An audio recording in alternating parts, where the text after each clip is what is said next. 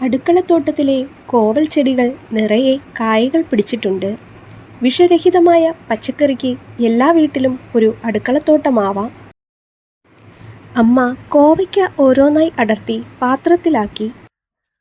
വെള്ളത്തിൽ നന്നായി കഴുകിയെടുത്തു. കോവയ്ക്ക നീളത്തിൽ രണ്ടായി പിളർന്നു. 2 നാലായി. ഓരോ കോവയ്ക്കയും 4ആയി പാത്രത്തിലേക്ക് വീണു.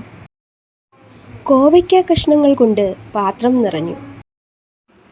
കഷ്ണങ്ങളുടെ മുകളിലേക്ക് മുളകുപൊടിയും മഞ്ഞൾപ്പൊടിയും ഉപ്പും വിതറി.